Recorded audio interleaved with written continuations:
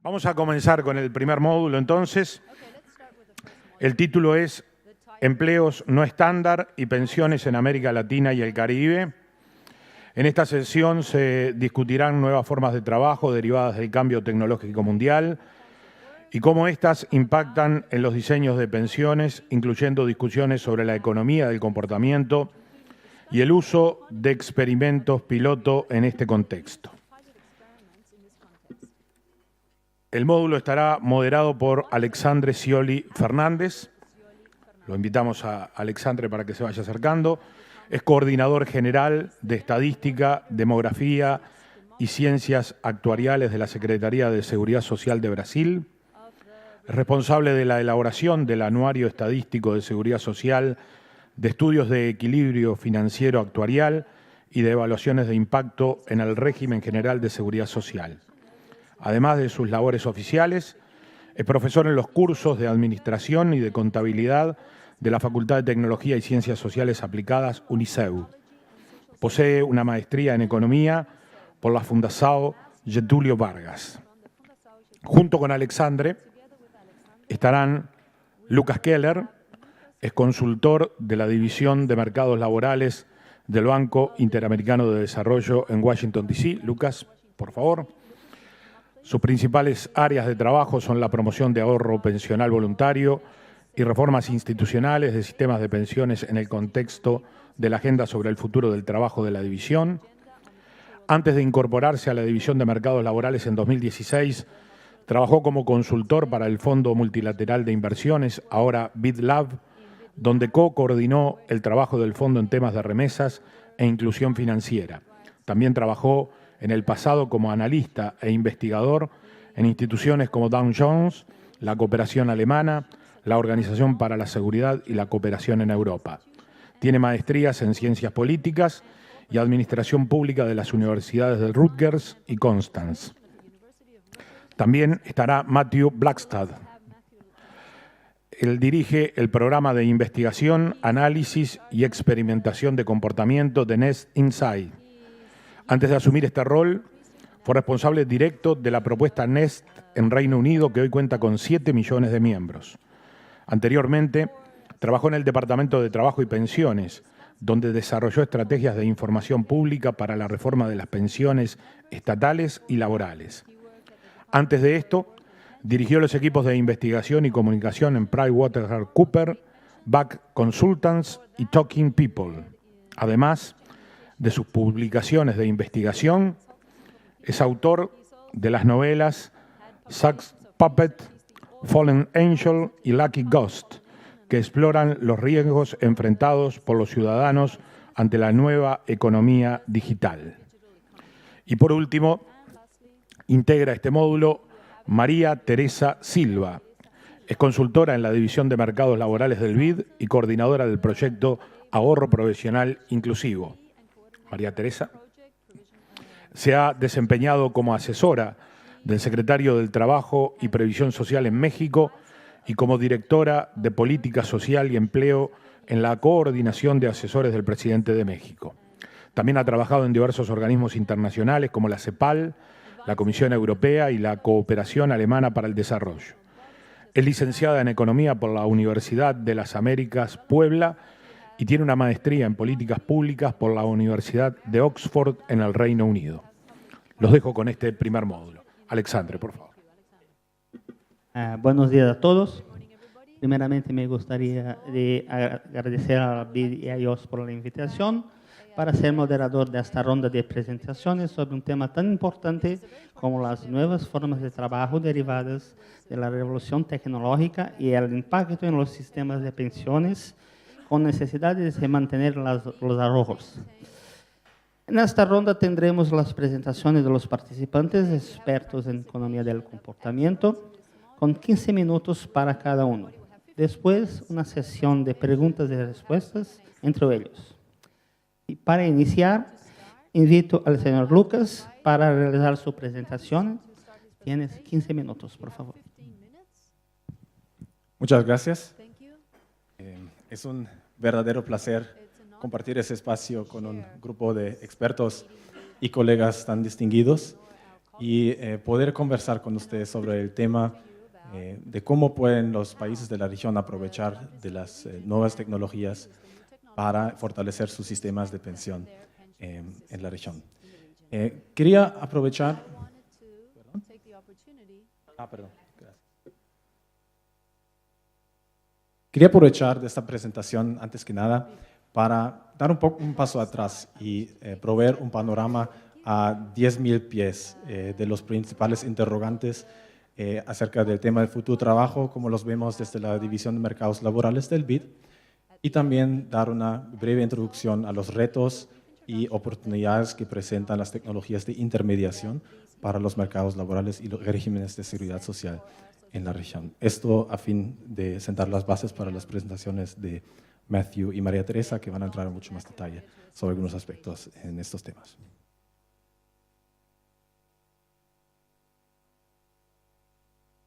El futuro trabajo. Una rápida búsqueda en línea nos muestra que ya no es un tema marginal. Muchas organizaciones internacionales y también privadas han desarrollado programas de investigación a fin de dar respuestas a los gobiernos y otros actores de cómo aprovechar de las oportunidades y al mismo tiempo mitigar los riesgos que se plantean acerca de este tema. Entonces, si bien el BID no es el único ni el primer actor que ve este tema, sí creemos que somos el único que ha dado una mirada profunda en la región. ¿Cuáles son entonces las grandes tendencias que definirán lo que va a ser el futuro de trabajo? El futuro de trabajo va a estar marcado por dos grandes tendencias. Por un lado, el envejecimiento poblacional y por otro, lo que llamamos el tsunami tecnológico. En teoría, ambas tendencias tienen una naturaleza positiva. Nos permitirán vivir más años, reemplazar los trabajos más repetitivos y aumentar nuestra calidad de vida, por ejemplo. En ese sentido, proveen una gran oportunidad para la región. Pero como bien sabemos, también presentan una serie de retos económicos y sociales que tenemos que afrontar, pero vemos esas dos grandes tendencias en un poco más de detalle. Todos los que estamos aquí presentes sabemos que América Latina y el Caribe enfrenta el reto del envejecimiento poblacional. Esto no es noticia, mucho menos para ustedes. Pero lo que sí tal vez no es tan conocido es la velocidad con la que se está desarrollando este proceso. Esta gráfica muestra el tiempo en años que toma el aumento de la población mayor a 65 años de 10 a 20 a 30% en diferentes regiones del mundo. En ese sentido, provee una ilustración comparativa de las velocidades de envejecimiento entre estas regiones. Podemos ver que el tiempo que tomó para la población mayor a 65 años a duplicarse de 10 a 20%, tomó en Europa y Norteamérica, por ejemplo, 60 años. Y en países de África, en promedio, 42 años. Ahora, en cambio, en los países de América Latina y Caribe, esa duplicación del porcentaje de la población mayor a 65 años se producirá en solamente 28 años, mucho menos que en cualquier otra región del mundo. Entonces, ahí vemos qué tan urgente es encontrar y formular políticas públicas para abordar ese problema. Otro hecho no discutido con tanta frecuencia es que la región no solamente verá un aumento del porcentaje de la población mayor a 65 años, sino también va a aumentar el número de aquellos que llegan a vivir a la cuarta edad, lo cual requerirá mayores cuidados. Combinado con la reducción de la tasa de natividad, que reducirá significativamente el tamaño de las familias, parecen indispensables una serie de acciones. Proveer oportunidades para las personas para que puedan aumentar sus vidas efectivas de trabajo, mejorar la cobertura sostenibilidad y adecuación de los sistemas pensionales de la región, e invertir en mano de obra y tecnologías de cuidado de adultos mayores. La segunda gran tendencia que impactará fuertemente en lo que será el futuro de trabajo es la tecnología o el cambio tecnológico. Ahora, una pregunta que surge a menudo cuando discutimos los impactos de la tecnología en el mercado laboral es qué tan diferente van a ser los impactos de la revolución tecnológica actual comparado con los que vimos a finales del siglo XIX o a principios del siglo XX. Si bien no hay una respuesta equívoca a si las magnitudes de esta revolución tecnológica van a ser más fuertes, lo que sí parece diferenciar la cuarta revolución industrial, como la llamamos, de anteriores, es la velocidad con la que las innovaciones en esta ola llegan a impactar nuestras vidas. ¿Cómo podemos ver esto? Este gráfico muestra la velocidad en la adopción de diferentes tecnologías innovadoras en Estados Unidos en el siglo XX. Tomamos el ejemplo del teléfono convencional, el primero en la lista.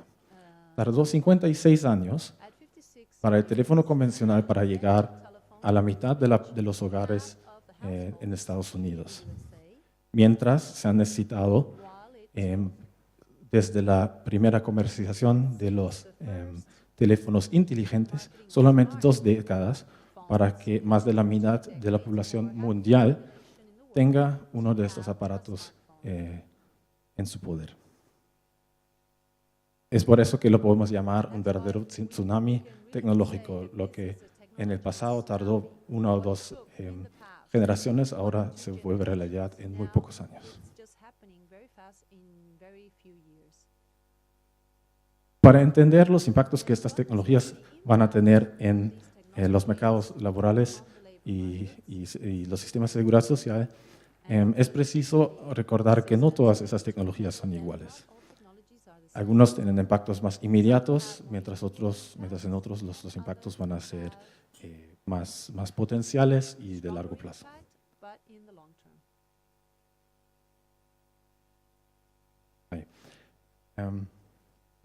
En términos prácticos, se puede distinguir entre 2 tipos de tecnologías. Por un lado están las tecnologías que ayudan a automatizar tareas que elaboran los seres humanos, que son las tecnologías de automatización, incluyen las tecnologías de información, los TICs, o la inteligencia artificial, por ejemplo. Por otro lado, están aquellas tecnologías que permiten o que nos apoyan a coordinar mejor la demanda y oferta en la economía, las llamadas tecnologías de intermediación, que incluyen las plataformas de trabajo compartido como Uber y Cabify, y de trabajo digital a distancia como Workana y Upwork. Ambas estas tecnologías tienen consecuencias y presentan retos y oportunidades para la región y sus sistemas previsionales en particular. En el resto o en los últimos minutos de mi presentación quiero dar una breve introducción a los retos y oportunidades de las tecnologías de intermediación en particular, dado que el rápido ascenso de estas tecnologías en la región nos probablemente va a obligar a repensar ciertos aspectos de los sistemas pensionales mucho más antes que habíamos pensado tal vez. ¿Es el ascenso del trabajo en plataformas entonces una amenaza o bendición para la región? Hay argumentos de los 2 lados. Las plataformas proveen, por uno, beneficios en términos de productividad. Aumentan el monto, la cantidad de trabajo y el capital efectivo en la economía, lo cual, o por ejemplo, una persona que antes que tenía un talento, pero nunca tenía un mercado para desarrollarlo, ahora puede ofrecer sus servicios en todo el mundo, ¿no? Es un ejemplo del impacto en la productividad. También tienen, ¿cuáles son los impactos de estas plataformas en las personas? Por un lado, pueden promover la inclusión laboral al eliminar las barreras de acceso al trabajo, lo cual puede generar empleos para personas que requieren, por ejemplo, de un alto grado de flexibilidad laboral. También puede facilitar la labor de adultos mayores que están buscando un trabajo a tiempo parcial, lo cual les vuelve a esas plataformas un instrumento para extender la vida efectiva de trabajo de las personas. Y por último, tienen beneficios o impactos positivos y potenciales en la formalización de los trabajadores. Y esto se produce a que las plataformas crean un enlace constante digital entre proveedores y los gobiernos, y se pueden aprovechar, por ejemplo, estos canales para comunicarse con los trabajadores, motivarlos a contribuir al sistema de pensiones o de salud, o sea, de manera voluntaria o obligatoria. Pero también presentan retos. Las plataformas pueden conducir a la precarización de los empleos, al derivar los costos de transacción.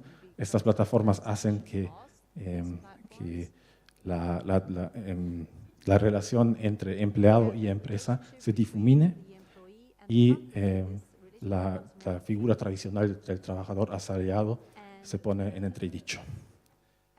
También presentan, por razones parecidas, retos para los sistemas de seguridad social tradicionales, los cuales han sido creados o tenían en mente la idea de un trabajador asalariado con un ingreso y un empleador. Un modelo que es muy lejano al que se ha desarrollado bajo estas nuevas tecnologías. Y al final, estas tendencias se ven exacerbados por la tendencia de las plataformas y la economía de las plataformas hacia la monopolización. Y a la medida de que aumentan el control las plataformas sobre los trabajadores por la falta de competencia en el sector de esa plataforma, aumentan igual las oportunidades para cada vez más bajar los estándares de empleo en estas plataformas. Quiero cerrar reflexionar un poco sobre qué tiene que pasar para que los gobiernos de la región y las agencias de gobierno puedan aprovechar de estas tecnologías para fortalecer los sistemas de seguridad social. Por uno, tenemos que hacer un mayor esfuerzo a conocer la realidad de los trabajadores en esta plataforma. También saber cuál es el porcentaje de la población que en realidad radica en estas plataformas y cuál es el crecimiento de estas plataformas. También preguntas como si los trabajadores de las plataformas utilizan esas tecnologías como su principal fuente de ingreso o radican predominantemente en tiempo parcial. Esto nos ayuda a formular las políticas pensionales adecuadas. Segundo, los gobiernos y los proveedores y también el sector privado deberían colaborar mucho más para crear la infraestructura necesaria para fomentar la contribución a sistemas de seguridad social. Tenemos que transitar a que estos actores se comuniquen bien para crear la seguridad social del siglo XXI. Y por último, tenemos que crear espacios de innovación o sandboxes en los cuales tenemos la oportunidad para identificar los productos pensionales apropiados para esta población.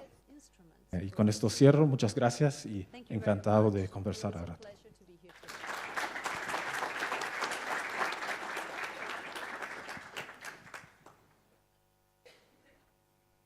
Hopefully you can hear me. I don't know why I get the fancy lapel mic when nobody else does, but good morning. My name is Matthew Blackstad.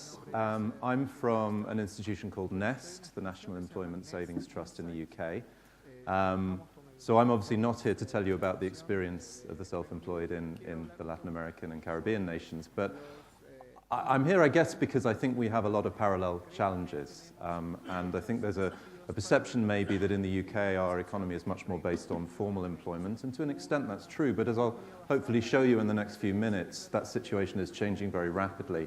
And a lot of the changes that Lucas has just described, I think we're particularly feeling very fast in the UK. So when we think about the change towards a defined contribution system that we've already heard quite a lot about this morning. That's something that happened in the UK maybe starting 20 years ago and has pretty much taken over now, certainly for people aged under about 50. Defined contribution is by far the dominant form of saving. And we've had, I think, for quite some time in the UK now, a very well-regulated system for defined contribution pensions, particularly delivered through the workplace. But yet we have very low levels of participation in some parts of the labour market. And so, to some extent, the challenge that we've been experiencing is maybe not so much one of supply as one of behaviour. It's not completely true, but certainly that's been been identified recently as the bigger part of the policy challenge in terms of trying to get that kind of universality of coverage that we think is going to be important to have even and well-distributed outcomes in retirement. And so for formal employees, some years ago now, the UK legislated to introduce some of the ideas of behavioural economists like Richard Thaler and Shlomo Benartzi and use automatic enrolment to get people into workplace pensions. And that's been a big success. Thanks to the introduction of automatic enrolment, we now have 10 million people, and that's almost a third of the labour market in the UK, who are now saving through a defined contribution scheme who weren't saving before the introduction of that policy. And Nest is a big part of that. We're the scheme that the government introduced to be available to all employers to use as part of those reforms, and we now have 7 million of those 10 million individuals who have at least some of their assets with us. However, those are almost all employees. In Nest, we have, as I say, over 7 million people who joined us because their employer automatically enrolled them, and we have about 7,000 people who joined us as self-employed. And that's one really good example of the incredible disparity of experience that we're starting to see between people in formal employment and people in informal employment. And just to give a sense of why that really matters, even in the UK, in our supposedly very sort of formal employment market, is that we've been seeing very big change recently. So in 2012, where's the laser on this? There it is. Sorry, in 2008, which was the year when the automatic enrolment reforms were introduced in the UK, as many of you will be aware, some other things were happening in the economy at that time. It was the point of the global market crash.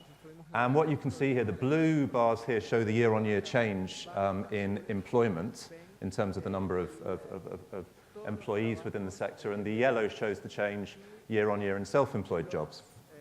And so what you can see is that from the financial crisis, we did see a decline, which is the line, we did see a decline quite rapidly in total employment, but during that time there was actually a rise in self-employment.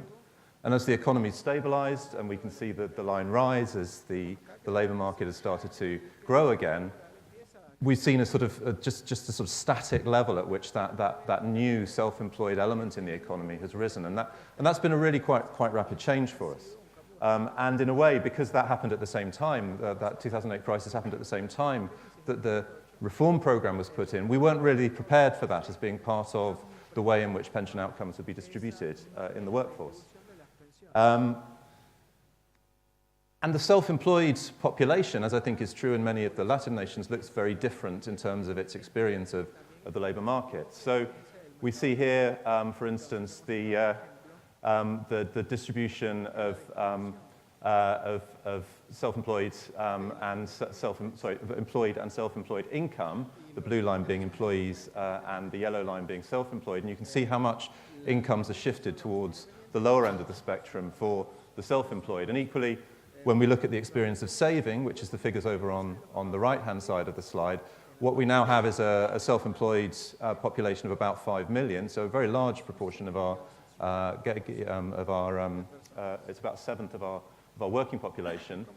Only about 55 of those have any assets in pensions. Now, that might seem relatively high, but a lot of those assets are historic, and this is because a lot of people have moved out of the formal employment market in later life and into self-employment.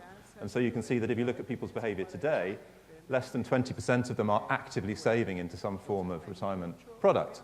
And again, who they are is very unevenly distributed. It tends to be the older, more affluent people who are making those savings. Looking at it a slightly different way, this chart here shows the age decile experience. So we can see if we look at the orange line here that for full-time employees there's a relatively steady growth in earnings. This is an earnings way of looking at the problem. compared to full-time self-employed people who are the purple line here. So you can see the growth does happen for people who have a sort of steady experience of self-employment, and yet it takes a lot longer for them to grow their earnings sufficiently at that vital point during your life path in younger years where you really want to be trying to build up some assets for retirement. Whereas for part-time people, you see it's actually quite a similar experience of lower earnings growth across the life path for both, with the exception of part-time self-employed people in older age deciles, which is basically more affluent people who are doing a little bit of freelance work in later life. And so again, we see these very uneven distributions. And interestingly, the fact on the right there says that many self-employed people fall within the top quartile for wealth. So this is looking at it more from the wealth perspective. You do have some self-employed people who really are at the upper end of the wealth distribution. But again, that's incredibly unevenly distributed by age. And what we see is that particularly for the younger population in their 20s and 30s, who are part of this new rise in not only self-employment, but also many different forms of precarious work, their outcomes are looking quite bleak, their incomes are low, and their levels of savings are really quite low. So in the face of that challenge, there's just a basic economic set of facts about the labour market that make it really quite hard to see how we could encourage that kind of voluntary savings in the population as compared to workers. But as I mentioned, the problem in a way is very much one of behaviour, because this lower level of saving for retirement among self-employed people applies right across the board for the more affluent and the less affluent self-employed people. And equally, we have a lot of people now who are in formal employment who might be lower earners, but thanks to the automatic enrolment system, they are starting to build some retirement assets. And so one of the things that we've been doing in the Insight unit at Nest, and we've been working very closely here with the Department for Work and Pensions, which is the responsible government department in the UK, is just trying to understand a little bit more of the behavioural and the psychological dimension that might make a big difference between the sorts of behaviours that we see between these two groups. And there's a couple of things that come out very strongly. One of them, which is very rational, is that if you're self-employed and you have more uncertain streams of income, you place a much higher premium on the liquidity of your assets. So you're much less likely to place your assets into a pension system, which in the UK remains fully illiquid until age 55. You want to hold on to your money. And as another part of that, and this is a very cultural phenomenon in Britain, the sort of asset that you're more likely to favour is probably not a financial product, it's probably property.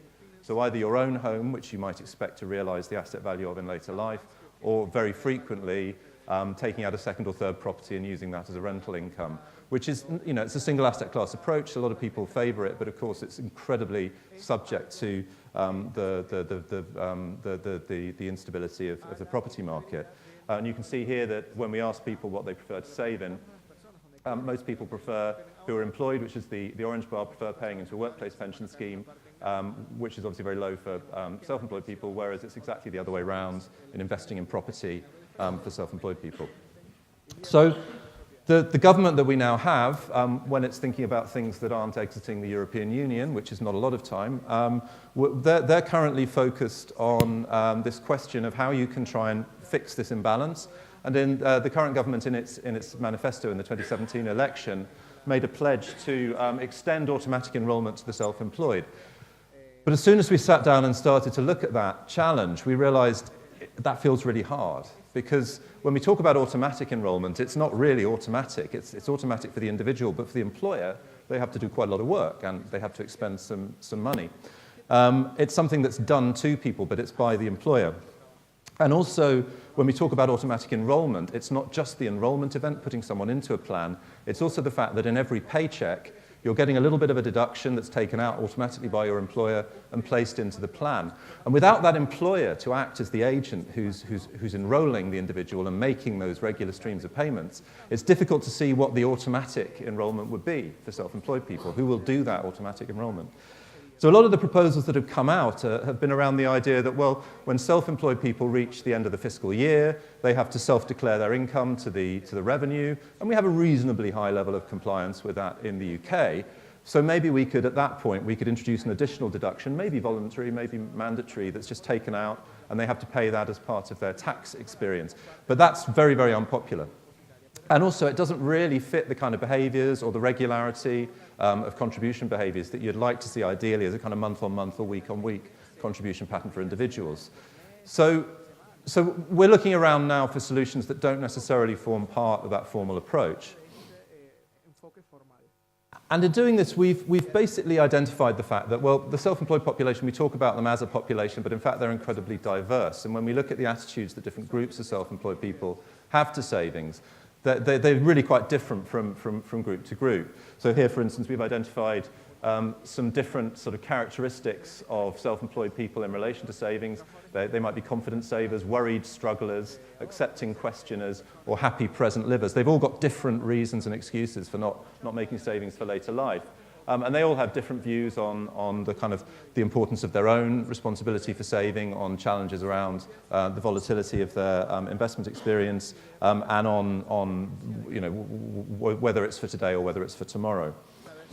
But one thing that we found as we looked across all these groups is that there are some very consistent themes that come out. So the first mission, I guess, that we're trying to carry out as part of the program now of testing and experimenting with different interventions that might help encourage more savings behavior in this population. The first plank to that strategy is going to be quite simply to look at the potential impact of different forms of messaging and different forms of framing, just presenting the opportunity to save in different ways to people. And this is an approach that we've seen some success in other marketplaces. For instance, some of the work that's been done recently in Mexico.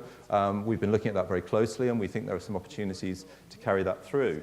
And the reason we think that is that there's a lot of common themes here that a lot of self-employed people share, regardless of their attitude set. So the control and flexibility over what they have, the importance of the here and now rather than trying to think too far into an uncertain future, accessibility, that point about liquidity and being able to get at your money when you need it, and also simplicity, no nonsense. There tends to be a much more pragmatic mindset about wanting very clear and simple products from the self-employed. So one thing this suggests, I said earlier on, maybe this is not a problem of supply but one of behavior. Actually, maybe we haven't designed a DC system, a defined contribution system that really suits those preferences. So it might be messaging, it might also be the nature of the products that are provided could suit them better. And then the second thing is around the kind of mechanisms and solutions that people might favor to help them save. And I'll talk about those in a minute, but fundamentally these are based on the technological solutions and finding ways of making it accessible and simple to save in a context which self-employed people, it fits within their life experience and their working patterns. So first of all, just to talk a little bit about the messaging. It might seem unlikely that just changing the way you say it's a good idea to save might have a really profound effect on behavior. But I just want to show you one example from a behavioral scientist who's our senior academic advisor, Shlomo Benazzi, which was recently carried out in the US with a self-employed population who were using an online app. And it was simply encouraging people to make a regular contribution into a retirement account. And the first time I'm going to show you what happened for the whole population. So basically, they were divided randomly into 3 groups, and one of them was given the message, would you like to save $150 a month into your account? The second group was given the message, would you like to save $35 a week? And the third group was given the message, $5 a day. Now, the mathematicians among you will realize they're the same. So you would assume, from a rational point of view, the behavior would be the same. But it wasn't. These are the take-up rates between these 3 messages. That's all that was different, was the message. And so that thing about sort of clear and present, affordable, simple, particularly you might think for lower earners, being told $5 a day obviously has quite a profound effect. So let's look at that earnings distribution. What I've got here is 2 income cohorts from those populations, and basically just comparing the take-up rates on that sort of $150 a month versus $5 a day, comparing the lowest earners who earned below $25,000 a year versus the highest earners who had more than $100,000. And as you might expect, the $150 a month message was much more off-putting for lower earners than it was for higher earners. And I don't know if anyone wants to speculate how the picture might differ for the message about $5 a day, but it's the other way around. Now, actually, that's just a 1% difference, which isn't statistically significant, but that's a really powerful difference, and it's particularly powerful when you consider the relative cost of $5 a day for people earning under $25,000 compared to people earning over $100,000. So it's just one example. It's one we will be using, but there's many really good cases of how behavioral interventions like this, just in the wording and the messages, can have a really profound impact. However, we also know that messages on their own very rarely enough. The experience we've had in automatic enrollment is that even if you get people to want to do something, they probably won't do it unless you take away an awful lot of the barriers and the friction that get in the way. So automatic enrollment is an example of just putting people in a solution by default and just relying on them to exit if they want, which is the reverse of the previous condition, and it's significantly increased take-up. We can't do that, of course, within the automatic enrollment, within the self-employed population, as I say, in the absence of an employer. But crucially, there are many, many other, we might call them aggregators, intermediary organizations of exactly the kind that Lukasz was suggesting, who can play that role in the place of the employer. So we're looking not only at the sort of membership organizations that work with and sort of contracting employers who work with self-employed people, but crucially with the new economy, the technology organizations who play really important roles in self-employed people's lives. That's not necessarily just the gig economy platforms. There's considerably less than 10% of the self-employed population of Britain are employed on gig platforms. But it's the payment companies, the ones who organize the payments from credit cards or debit cards when self-employed people take income. It's the accountancy services that work in the cloud, that manage flows of money for the individuals. And it's also all the other forms of platform which provide self-employed people with access to the labor market. It might be gig platforms, it might be online marketplaces, it might be online recruitment sites. So we're pulling together a consortium of these organizations and working with them to develop ways in which we can introduce these very simple nudges and defaults so that for most people, when they set themselves up on an employment platform or are setting themselves up on a payment system, they'll be offered a nudge that says, hey, would you like to start out by making some contributions to your retirement? And with all that we've learned from the messaging tests that we're running at the moment, hopefully as we start to launch those tests next year, we'll find that those have a significant impact. But this is my message, I guess, to everyone in the room, is one of the reasons that I'm here is we're aware that there's a fantastic amount of innovation and exciting work being done in this part of the world, and we're really keen to learn what's been successful and take those learnings away and introduce them into our trials. So as we work with some of these tech platforms, we can see whether they work. And this is just finally to explain what we're going to try and test. Can we encourage people to take these things up with messages? Can we get people to set up automatic ways of regularly contributing rather than just trying to constantly seek a single contribution? And does the nature of the product matter? Do we need more liquidity? Do we need more accessibility in these products to make them suit self-employed people? And with that, what we hope to create at the end of a 2 to 3 year trial period is a set of basically packaged up solutions that can work for different parts of the self-employed economy. And hopefully once we've learned all that, I'll be able to come back here and tell you everything about what we've learned. But in the meanwhile, thank you very much for your time.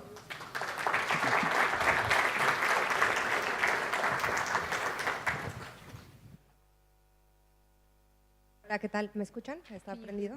Listo. Bueno, encantada de estar aquí con ustedes para hablar de una de las iniciativas del Laboratorio de Ahorro para el Retiro.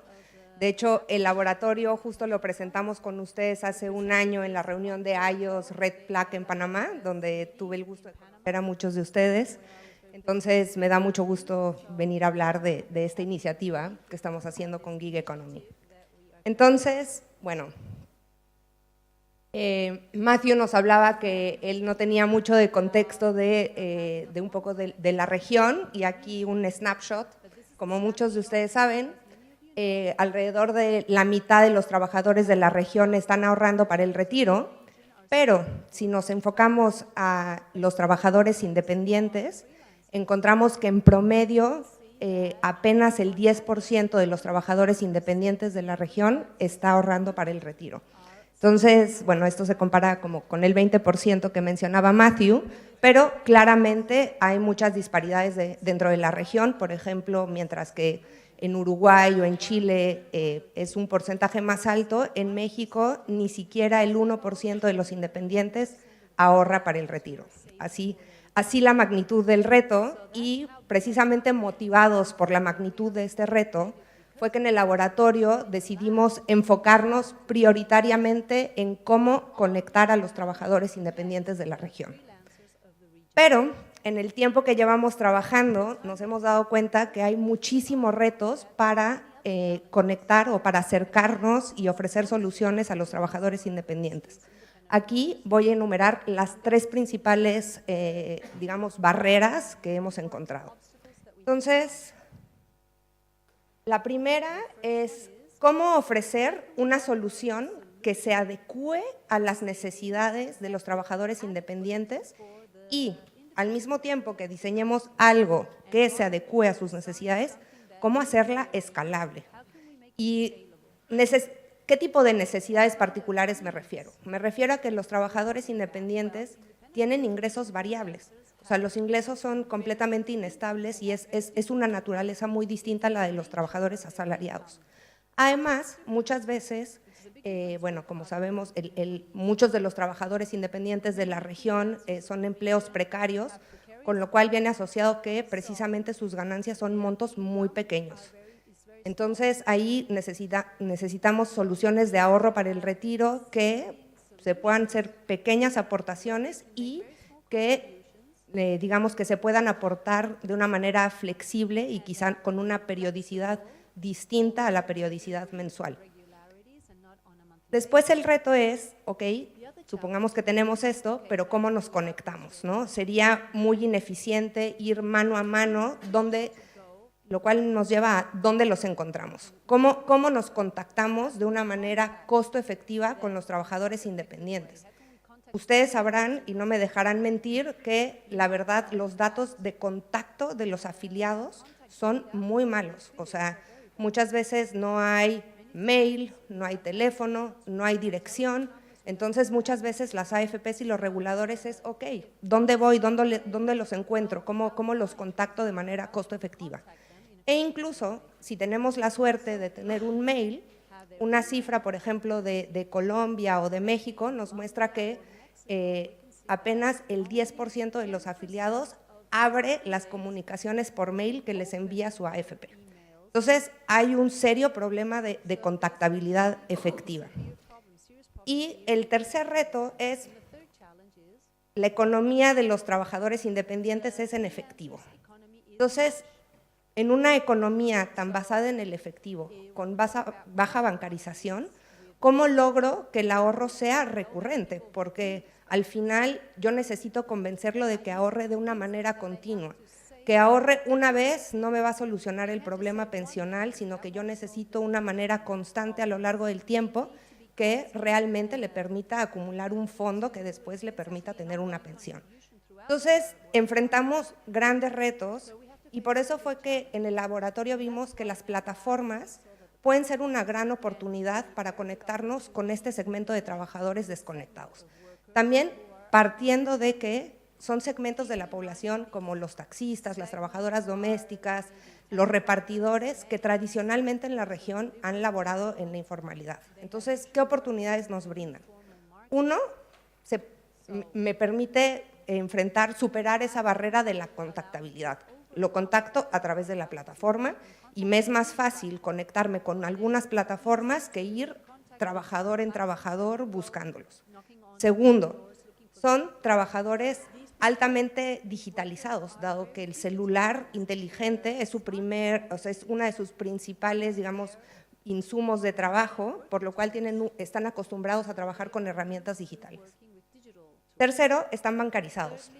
Las plataformas les pagan a través de una cuenta bancaria o de un monedero electrónico, lo cual me facilita aplicar herramientas de débito automático. Entonces,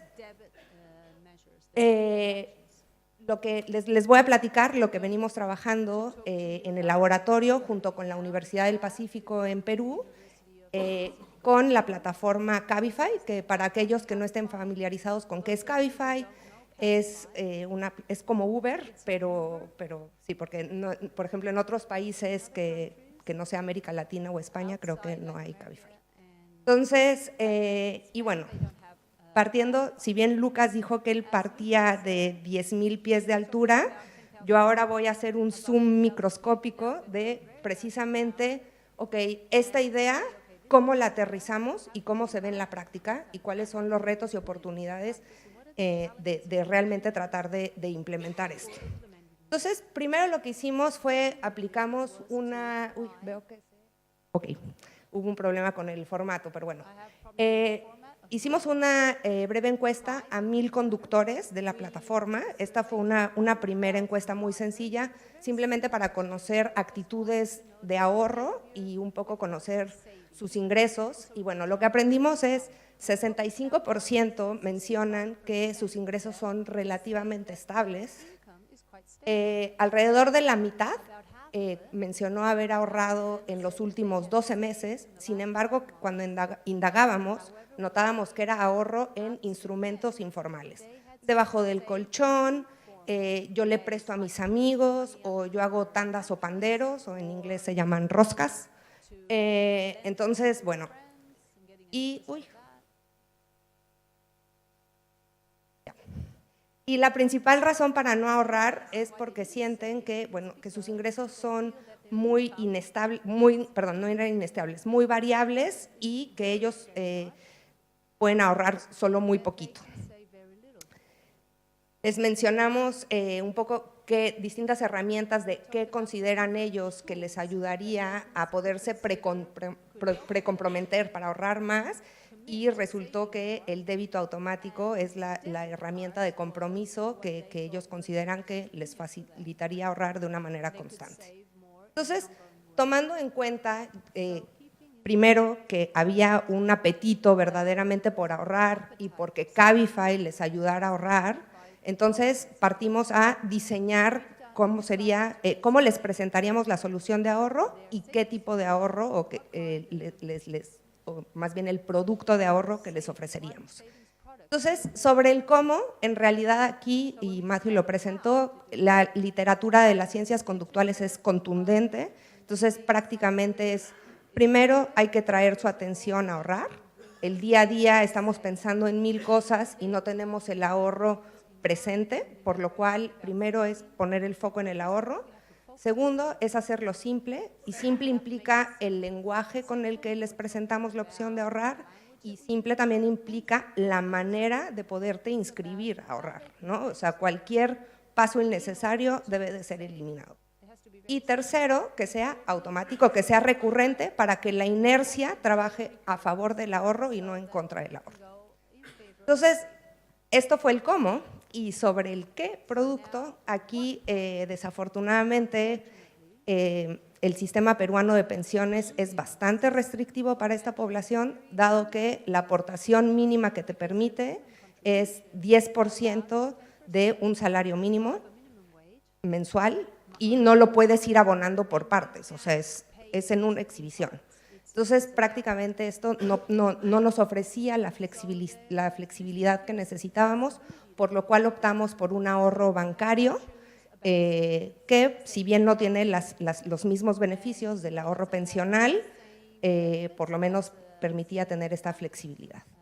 Entonces, lo que sí decidimos probar fue qué tanto esta variabilidad del ingreso de los independientes juega un rol en su decisión de ahorrar activamente. Entonces, diseñamos dos tipos de esquemas de ahorro. A uno le llamamos el tradicional, que el tradicional es prácticamente el débito automático que todos conocen, 2% de su ingreso semanal, pum, todas las semanas se va descontando.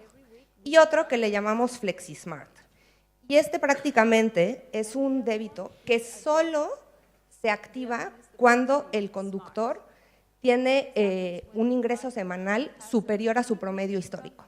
Entonces, lo que busca es no castigar al independiente en una semana mala, ¿no? Hay semanas que con trabajos llega a cubrir para sus básicas necesidades, y entonces lo que queríamos es minimizar el riesgo de que termine siendo un opt-out del débito automático. Entonces, prácticamente estas son las dos opciones que estamos evaluando, o bueno, que vamos a evaluar. Y ahora sí, ¿cuál es el mecanismo? Entonces, paso 1, le llega a su plataforma un pop-up, un mensaje, en el que le dice Cabify te está invitando a ahorrar porque le importa tu futuro, etcétera. Haz clic aquí, haces clic y te lleva a este video.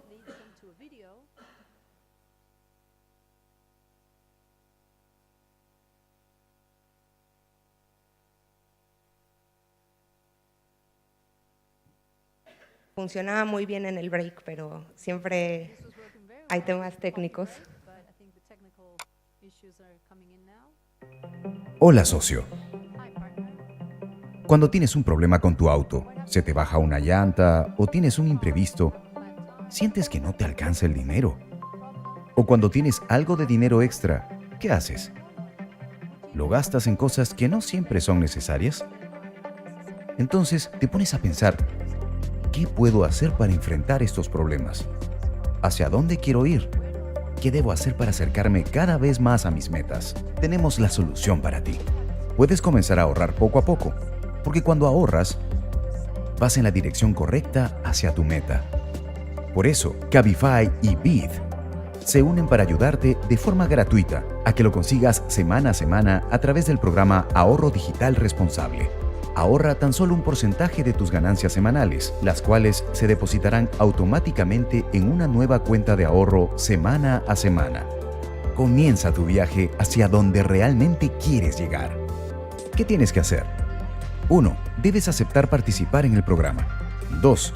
Acércate a uno de los kioscos BCP ubicados en cualquiera de sus agencias y recoger tu tarjeta. Y listo, podrás hacer seguimiento a tus ahorros desde la comodidad de tu casa, auto o en el lugar que te encuentres. Podrás acceder al 100% de tus ahorros desde la primera semana. ¿Estás listo para alcanzar tu meta? Bueno, y después de que ven ese video, ya prácticamente les dicen, ok, ¿quieres participar en este producto de ahorro? Regístrate aquí, dejas ahí tus datos básicos, nosotros les aperturamos la cuenta en el BCP y Cabify les empieza a depositar, les vamos mandando mensajitos de vas muy bien, sigue ahorrando, etcétera. Y bueno, recoges tu sucursal en la tarjeta del banco. Entonces, como pueden ver, esto implica una coordinación importante de distintos actores, banco, Cabify, conductores, sucursales. Entonces, lo que quisimos fue hacer un prepiloto para ver que la tubería fluía el agua y todo funcionaba bien, ¿no? Entonces, en este prepiloto lo hicimos prácticamente idéntico a lo que les comenté, con la diferencia de que les ofrecíamos el opt-in de manera presencial en el proceso de onboarding, o sea, cuando van a registrarse a la plataforma y ya después todo el proceso seguía igual. Entonces, este es el prepiloto que hicimos y lo que están viendo es el take-up, o sea, la aceptación del producto de manera diaria. Entonces, destaco dos cosas de esta gráfica. La primera es, pueden ver una ligera tendencia a la alza en la aceptación del producto, o sea, en el incremento del take-up. Y esto se debe a que, como era de manera presencial, hubo un proceso de curva de aprendizaje del proceso de Cabify, o sea, del personal de Cabify a la hora de ofrecer el producto. Y la otra es que hacia el final del mes llegamos a un take-up de alrededor de 28%, lo cual es relativamente alto para intervenciones con población de trabajadores independientes. Entonces, sin embargo, también aprendimos que Houston, we have a problem. Y la tubería que habíamos construido, pues resultaba que goteaba por distintos lados. O sea, para empezar, ¿un minuto? Ok. Había muchas cosas que ajustar en cuanto a la apertura de cuentas, porque no había proceso de apertura de cuentas masivo del BCP, entonces se tenía que hacer manual y esto demoró como 3 meses. Luego, con las sucursales la comunicación no era muy buena, entonces los conductores iban y les decían que no estaba aprobada su tarjeta. Entonces, prácticamente hemos estado arreglando la logística porque la idea es que ya en junio arrancamos a escala por la vía digital con el universo de conductores de Cabify. Que eso es lo que viene y eso ya una vez que arranquemos a escala podremos hacer la evaluación de impacto que tenemos pendiente para, uno, realmente entender el potencial de ofrecer el producto de manera digital y dos, entender cuál es el resultado de estos dos esquemas de ahorro que les presenté. Otras plataformas como Globo, que es de logística, y Solvers, que es de trabajadoras domésticas, se nos han acercado porque tienen mucho interés en que diseñemos algo con ellos, entonces ya estamos en conversaciones.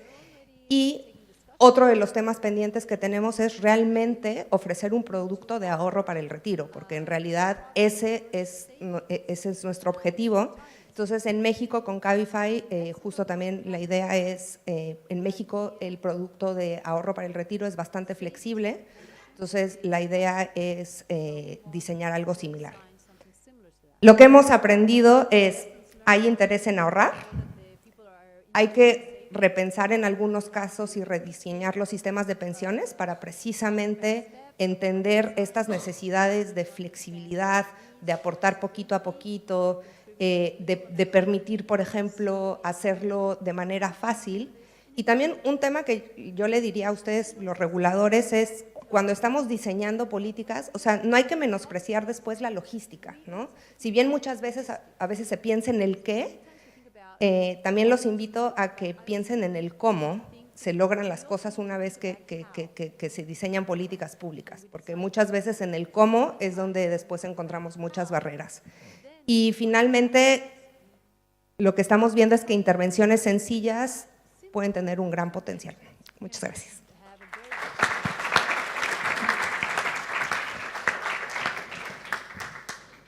Muchas gracias. Ahora vamos a la sesión de preguntas entre los participantes. ¿Alguien tiene alguna pregunta a hacer?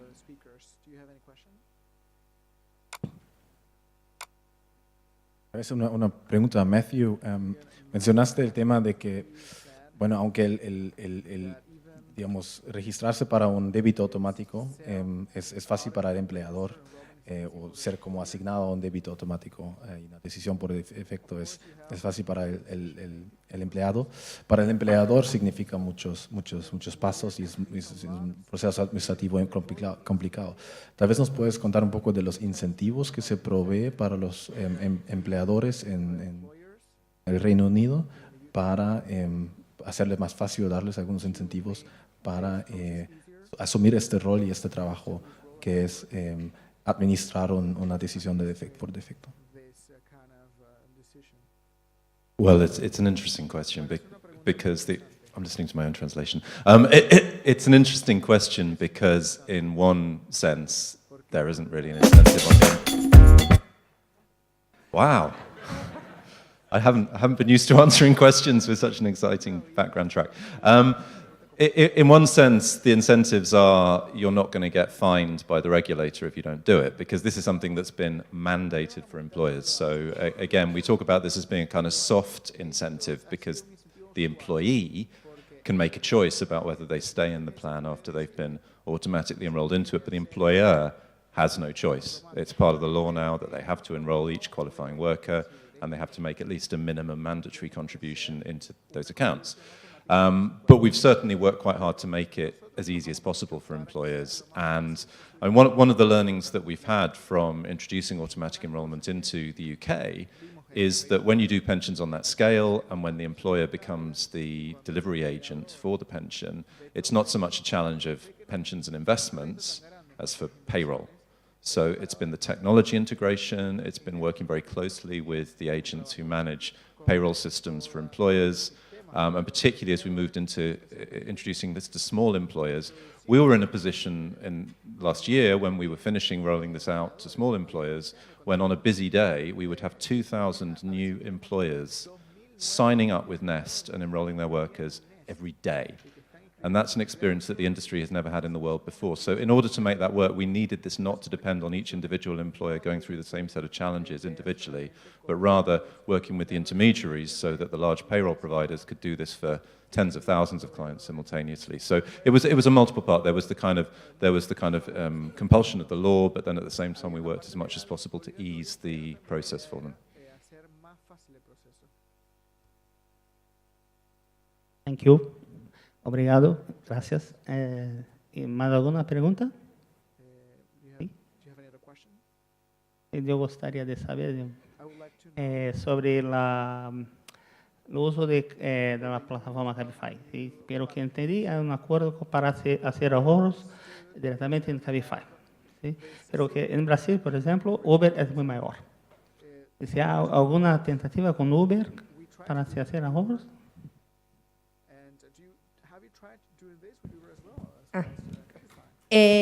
Sí, En realidad, con Uber también hemos tenido conversaciones en el BID, pero de momento aún no hemos acordado hacer ningún piloto. Pero prácticamente, o sea, la idea de esto es que después poder tener evidencia de cómo se podría hacer con todo tipo de plataformas, ¿no? Entonces, por eso también ahora ese es nuestro interés de trabajar con plataformas distintas como Glovo, dado que también la naturaleza de los repartidores, por ejemplo, es bastante distinta. Por ejemplo, uno de los temas que comparto y después ideal si tuvieran ideas, o sea, los retos que vamos a enfrentar después es la portabilidad y por eso, por ejemplo, nos gusta la idea del piloto que vamos a hacer en México con Afore Móvil, porque lo que sí hemos visto es que el churn de los trabajadores en plataformas, o sea, digamos, la rotación con la que participan en las plataformas es súper alta. Entonces, por ejemplo, Glovo nos decía que aproximadamente cada 6 meses, 20% de los Glovers, o sea, de los repartidores que tenían, ya no están más con la plataforma, ¿no?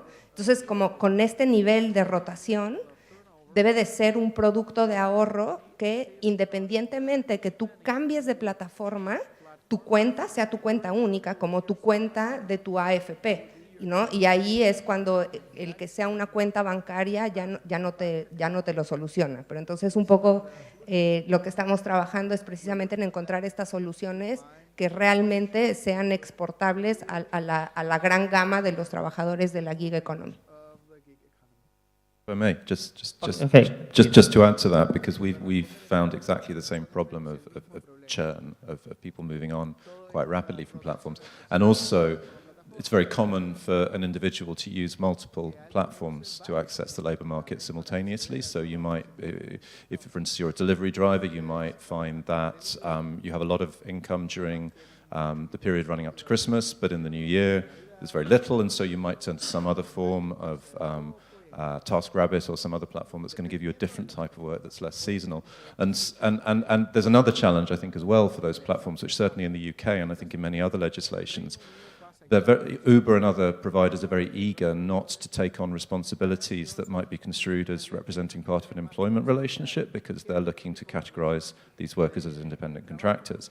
And so to take on too much responsibility for encouraging retirement savings, they feel might be a step in the wrong direction. So I think there's a lot of interest among those platform providers for some third party or potentially for consortia of these organizations to come together to provide those kind of shared platforms which individual workers could continue to save in as they move between different platforms. And that's certainly something we're looking at in the UK. Okay, thank you. En la audiencia, ¿alguien quiere hacer una pregunta? Sí.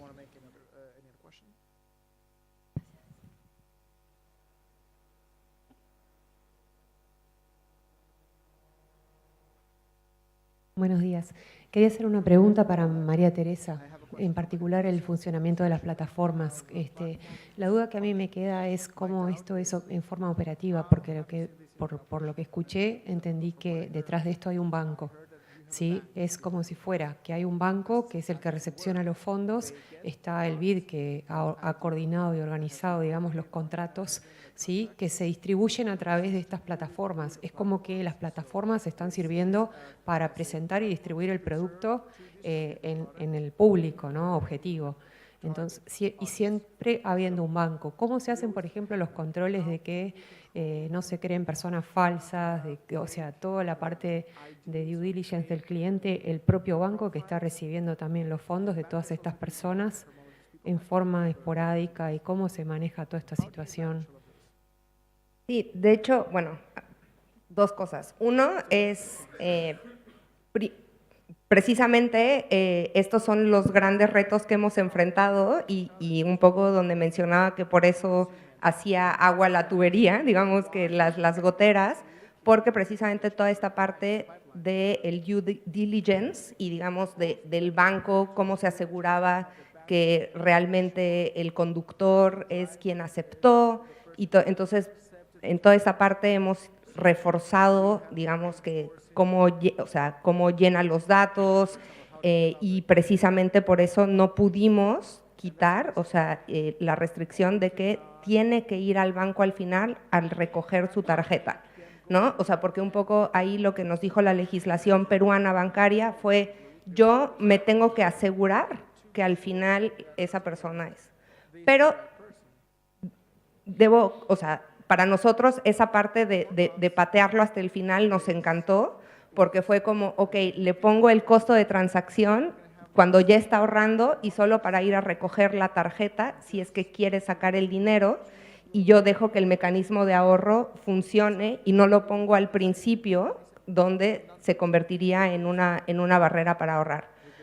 Ahora, sin embargo, la legislación, o sea, eso ya es una cosa muy de cada país, o sea, porque por ejemplo en México yo sé que esto lo puedes hacer en línea 100%, y no tendrías que en ningún momento irte a presentar. O sea, obviamente ahí hay esquemas como el de Afore Móvil, que no sé si la conocen, pero bueno, después si no les puedo platicar, pero prácticamente lo que tú haces a través de una app, tú te autenticas de manera digital con datos biométricos y con tu identificación, y prácticamente está súper respaldado.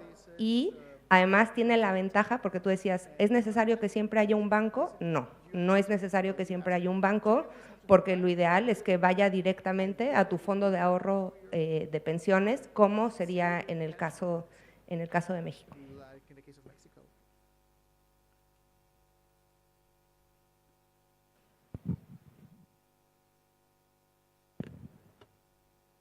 Sí, mi pregunta es para Maritere.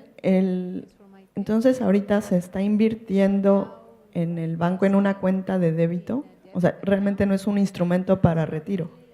No, no lo es. O sea, no es una cuenta, es una cuenta de ahorro simple que te ofrece un muy pequeño rendimiento, pero es una cuenta completamente líquida. Entonces tú, en realidad, la única restricción que tenemos es ese paso de que tienes que ir al banco a recoger la tarjeta, que por eso nos gustó esa restricción, pero sí, y obviamente no ofrece los mismos rendimientos que ofrece un producto de ahorro a largo plazo.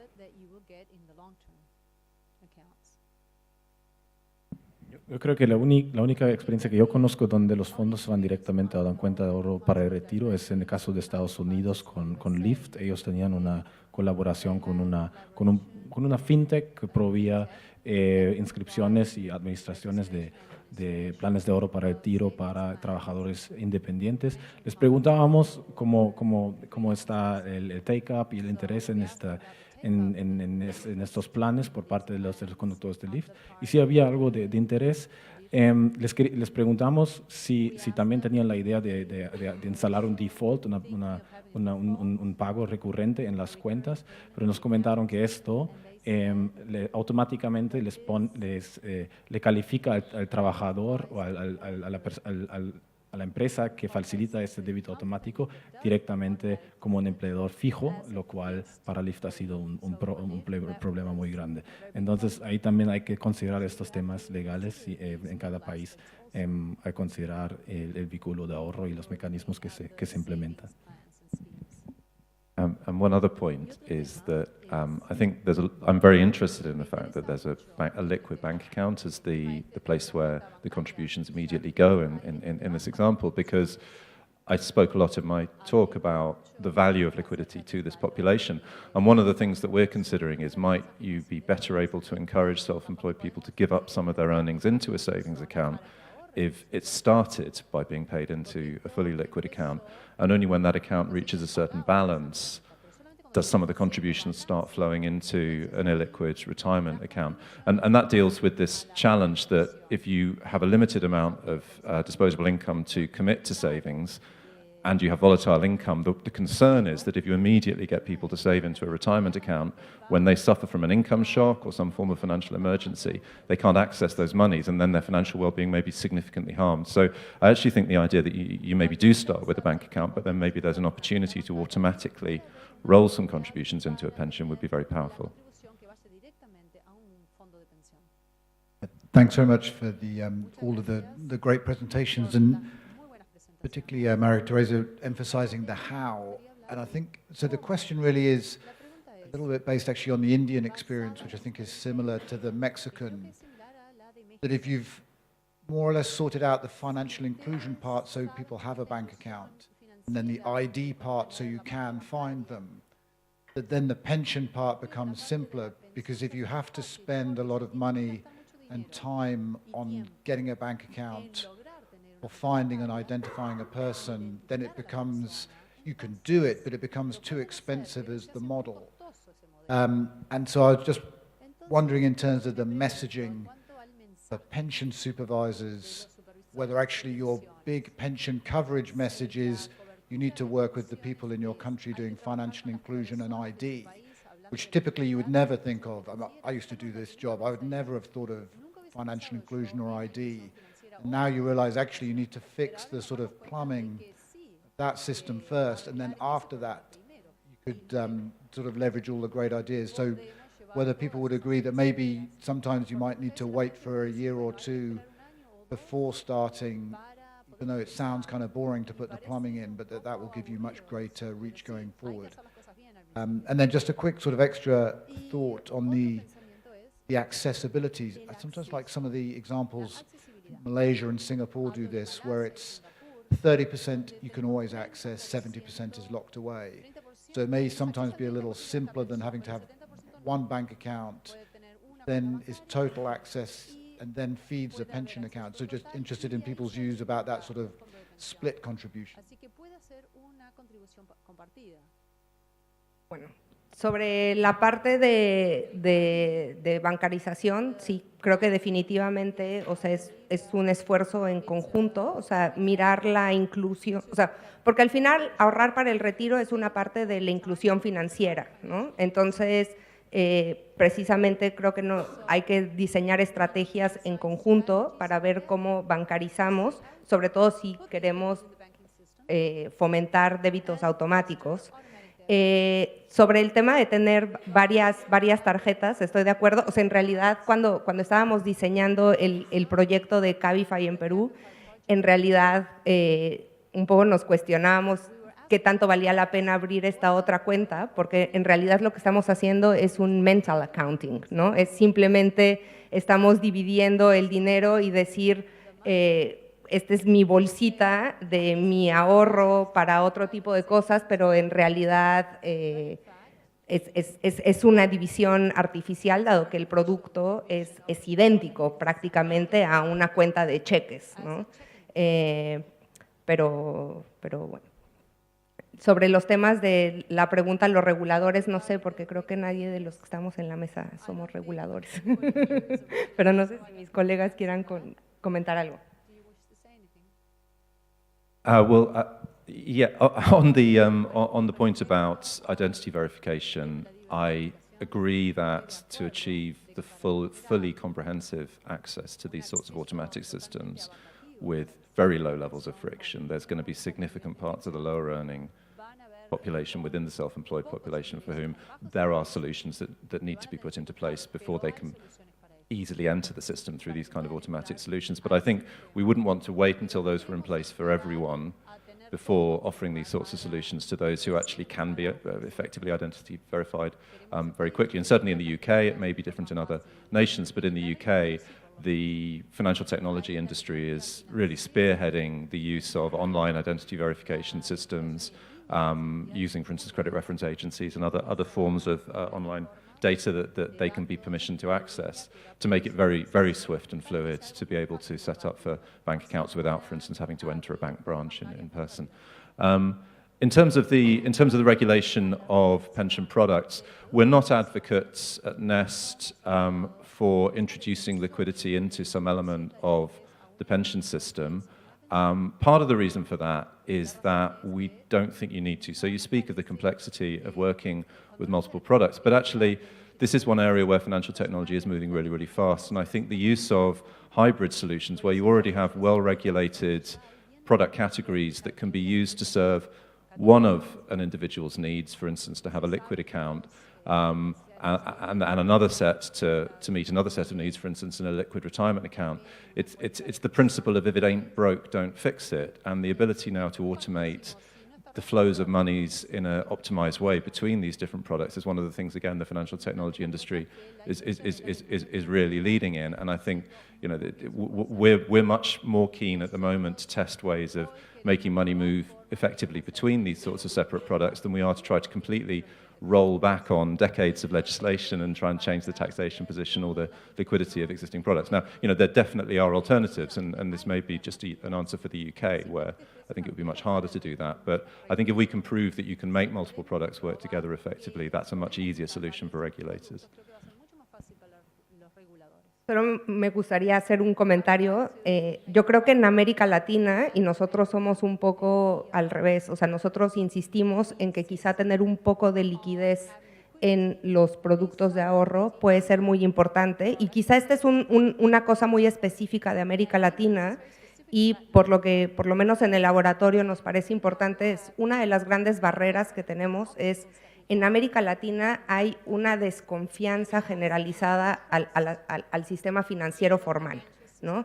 Y en particular algo, o sea, ¿por qué? Porque, bueno, tenemos historia de muchas crisis económicas, entonces digamos que por ahí queda esa desconfianza al sistema financiero formal, y permitir que la gente pueda acceder de vez en cuando a un poquito de sus fondos es algo que ayuda a generar confianza de que el dinero que está resguardado en las AFPs es tu dinero y, o sea, que sí, o sea, la idea es que lo dejes por un tiempo y que puedas acceder a él durante la fase de retiro, pero, o sea, es un poco, hay que trabajar mucho la parte de la confianza, sobre todo con este segmento de trabajadores más excluidos, porque cuando les preguntas es precisamente no, porque los bancos, las AFPs me roban mi dinero, luego se lo quedan y no me lo dan, y precisamente, por ejemplo, en Perú, ahora que es muy fácil acceder a los fondos,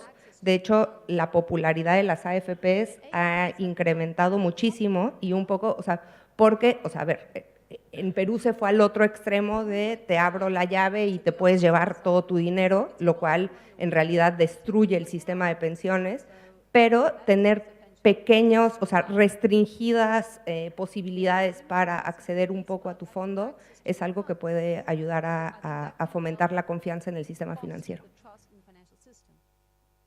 Sí. Well, just to respond to that, if I may. The challenge that we see is if you introduce too much liquidity into a pension product, then I mean my chief investment officer is going to be quite frustrated, because what he's managing for is 40, 50-year time frame, and the illiquidity of a lot of the investment portfolio is a really important part of achieving good outcomes for our members. So I think one of the benefits of, at least maybe like the Singapore system, where you've got clearly apportioned percentages of the overall account that are managed for liquidity or illiquidity, it's predictable, and that means the investment strategies are clearer. I agree that having a very high degree of liquidity can make a pension system more popular. We see this in the 401k and IRA system in the United States, but they've got 40% leakage on that system, and that's not optimal from the point of view of either the cost of administration or from an investment strategy point of view. So that's one of the reasons we're just very keen to try and keep these different products serving the specific objectives for which they were designed. Quisiera hacer un comentario, gracias. Bueno, primero felicitar a María Teresa y a su equipo. Creo que este tipo de alternativas que básicamente explota el acceso que podemos tener a la gente a través de los smartphones personalizado, y tener una comunicación constante con la gente es realmente una herramienta supremamente poderosa que nos puede permitir conectar a la gente con sus objetivos pensionales, ¿cierto? Hoy en día la gente pues no piensa, o simplemente ni siquiera tiene un acceso fácil a hacer ese tipo de ahorro, y creo que este tipo de approach de soluciones realmente son la clave. Y un poco comentando sobre la pregunta que hizo Matthew sobre cuáles son los mejores formas de hacer como este tipo de automatic enrollments, quería pues, digamos, mencionar una idea que hemos venido discutiendo con el profesor Arun Muralidhar y otras personas, creo que lo ha discutido también con José Antonio, y es una forma de tratar de generar ese auto-enrollment. Podría ser, por ejemplo, dándole a la gente la posibilidad de convertir una parte del impuesto de IVA, del impuesto al consumo, el VAT, en ahorro pensional, ¿cierto? Entonces, por un lado, es como, claro, si uno le dice a la gente, usted está haciendo un ahorro voluntario y no puede acceder a ese ahorro, como que a la gente no le gusta, es como, ¿cómo así? Yo estoy poniendo mi plata, porque no la voy a poder acceder después, es una cosa que a la gente no le va a gustar, porque no le gustan perder control. Pero cuando yo ya estoy convirtiendo una parte de un impuesto que igual me estaban quitando antes, y yo cojo ese dinero y lo convierto, ya no es impuesto, sino que lo convierto en ahorro pensional, por ejemplo, invertido en bonos de retirement selfies, por ejemplo, que igual son ingresos para el gobierno, ¿cierto? Entonces, para el gobierno, pues como que no le cambia, porque igual básicamente está obteniendo el mismo dinero, ¿cierto? Pero a la persona sí le cambia completamente la figura, porque dice, uy, yo tengo la posibilidad de convertir impuestos en ahorro pensional, ¿cierto? Entonces, por ejemplo, bueno, los retirement selfies también tendrían no solo esa ventaja, digamos, para el gobierno y para las personas, sino que además, digamos, es un ahorro que realmente está conectado, es una estrategia que está conectada con la fase de desacumulación, todas las estrategias de las que estaba hablando antes, que básicamente se basan en tener un activo libre de riesgo como los retirement selfies, están conectando el manejo de los activos, la inversión de esos activos en la fase de acumulación con la fase de desacumulación, que creo que también es fundamental precisamente para que esos ahorros no sea simplemente invertido en un retorno pequeño que no tenga ninguna conexión con mis necesidades en el futuro. Entonces, esa era una idea que queríamos plantearles y ver ustedes qué opinan, qué problemas les verían y comentar. Gracias. ¿Quién quiere hacer? Solamente comentando, me parece una idea súper interesante y muy importante explorarla. El tema de cómo vender esta innovación a la población es importante, y especialmente entre personas de bajos ingresos que van a estar afectados más por un aumento del IVA que otros, ¿no? Pero me parece interesante plantear desde un principio esa idea de que digamos, aquí ese aumento se vuelve en activo para ti en el futuro, ¿no? Entonces, yo creo que tiene mucha promesa. No sé si tienen algún comentario hacia los demás. No, I'd be interested to hear more about how the idea might work in practice. I can see the tax authority being quite concerned about revenue loss and finding ways of ensuring that that's not a policy barrier, I think, is going to be really key. But I'd definitely be keen to hear more about how that might work in practice.